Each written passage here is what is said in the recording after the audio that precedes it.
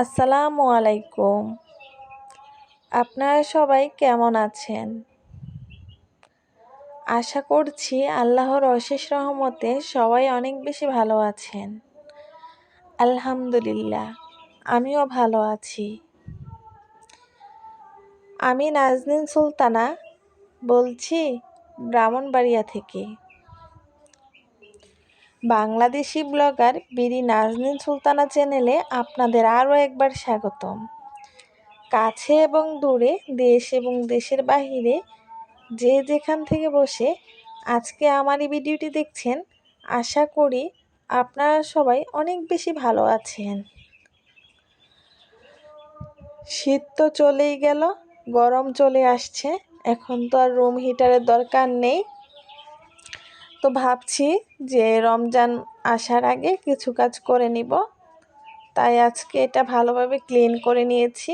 প্রথমেই ক্লিন করে তারপর একবার আমি চালিয়ে নিয়েছি, দেখছি এটা সব কিছু ঠিকঠাক আছে কি না। দেখলাম যে না, সব কিছু ঠিকঠাক আছে, এটা চলতেছে। তো এখন আমি বক্সটাকে ভালোভাবে ক্লিন করে নিব। বক্সটাকে ভালোভাবে ক্লিন করে এটার মধ্যে রেখে তারপর আমি উঠিয়ে রাখবো। সামনে যেহেতু রমজান মাস, আসলে রমজান মাসে রোজা রেখে সব কাজ করা সম্ভব না, তাই চেষ্টা করতেছি রমজান মাস আসার আগে কিছু কাজ গুছিয়ে নেওয়ার, এই আর কি। মাঝে মাঝে মনে হয় মানুষের কত গুণ, মানুষ কত কিছু পারে, আমি তো কিছুই পারি না। আমি যেন সবার মধ্যে একজন নির্বাক দর্শক। কি হাস্যকর, তাই না?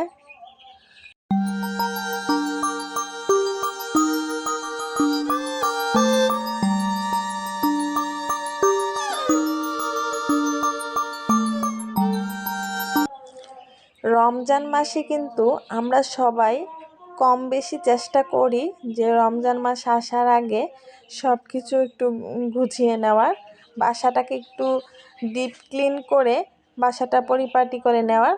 তো আমিও আস্তে আস্তে নিচ্ছি, তবে সব কিছু আসলে ক্যামেরায় ক্যাপচার করতে পারতেছি না। যতটুকু ক্যামেরায় ক্যাপচার করতেছি ততটুকুই আপনাদের সাথে শেয়ার করলাম। আর এখানে হচ্ছে আমি কিছু বয়ম, তারপরে হচ্ছে কিছু জিনিসপত্র ধুয়ে দিয়েছি রোদের মধ্যে। তবে আজকে তেমন রোদ ওঠেনি, আকাশটা মেঘলা হয়ে আছে, তাই চিন্তা করতেছি আজকে তো অনেক কাপড় চোপড়ও আমি ধুয়ে দিয়েছি, বৃষ্টি হলে কি হবে। তবে যাই হোক, আল্লাহ যা করে ভালোর জন্যই করে। আর আজকে যেহেতু আমি অনেক ব্যস্ত ছিলাম, তো আমার আব্বা কিন্তু নিচ থেকেই বলতেছিল যে দাও, এগুলো আমি ছিলে দেই। এখানে ছিল সিমের বিচি আর কি। তো আমার আব্বা অনেক সুন্দর করে বসে বসে সিমের বিচিগুলো আমাকে ছিলে দিচ্ছিল। আমার আব্বা প্রায় সময় আমাকে অনেক কাজে সাহায্য করে।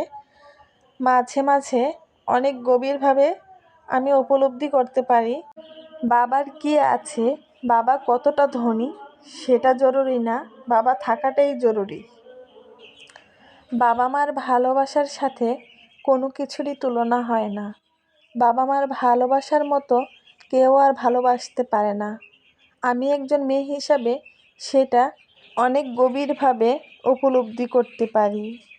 যাই হোক, বাবা তো সেদিকে সিমের বিচিগুলো আমাকে ছিলে দিচ্ছে, তো এদিকে আমি চলে আসলাম। দুপুরে রান্না বান্না করবে আমার আম্মা, তো আমি একটু কাটাকুটি করে দিব, কারণ আমার আম্মা আমার সাথে অনেক কাজ করেছে। তো এখানে হচ্ছে দুপুরে রান্না বান্না তো হয়ে গেল। তো এখানে আজকে কিন্তু আমার আম্মা টক রান্না করেছে, টক বড়ই আর হচ্ছে টমেটো দিয়ে একটা টক রান্না করেছে।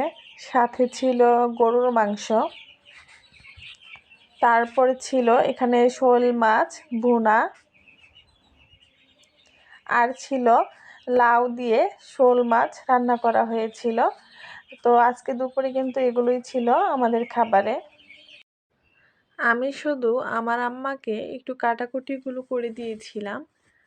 আমার আম্মা কিন্তু সব কিছু একা হাতে এখানে রান্না করেছে। আর এখানে তো শোল মাছ যেটা, সেটা তো আমাদের পুকুরেরই ছিল, গত ভিডিওতে আমি দেখিয়েছিলাম। আমাদের পুকুর থেকে কিছু মাছ ধরা হয়েছিল।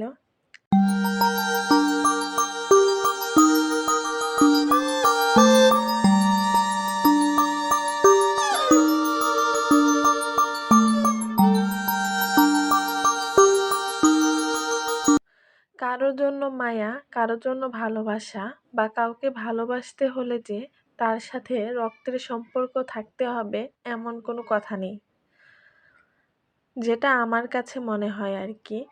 কারণ আমাদের সাথে কিছু কিছু মানুষের পরিচয় হয়ে যায় যেটা রক্তের সম্পর্কের চাইতেও বেশি। রক্তের সম্পর্ক না থাকলেও একটা আত্মার সম্পর্কে মানুষের আত্মীয়তা বাড়ে আমি মনে করি। এখানে একজন মামা এসেছিল আমাদের বাসায়। তো মামা আসার সময় এখানে 3টা বিরিয়ানির প্যাকেট নিয়ে এসেছে। এই তো আমি খুলে নিলাম, এই যে আপনাদেরকেও দেখিয়ে দিচ্ছি। তারপর আরও অনেক কিছু এনেছিল মামা। তো যাই হোক, এখন আমি বিরিয়ানির প্যাকেটগুলো রেখে দিব, যেভাবে ছিল সেভাবেই রেখে দিচ্ছি। মামা এসেছিল হচ্ছে বিকেল বেলায়। তো এখানে আমি কিছু ফল কেটে নিয়েছি, তারপর চানাচুর নিয়েছি আর কলা দিয়ে দিব। আরও কিছু দেওয়ার ইচ্ছা ছিল, তবে মামা বারবার বলতেছিল যে নাস্তা করবে না। আজকে যদি আমার এই ভিডিওটি আপনাদের কাছে ভালো লেগে থাকে তাহলে অবশ্যই আমার চ্যানেলটিকে সাবস্ক্রাইব করে আমার পাশে থাকবেন। আর আজকে যদি আমার এই ভিডিওতে কোনো ভুল ত্রুটি হয়ে থাকে সবাই ক্ষমা সুন্দর দৃষ্টিতে দেখবেন। সবাই অনেক বেশি ভালো থাকবেন, সুস্থ থাকবেন। আজকে এই পর্যন্তই। আল্লাহ হাফেজ।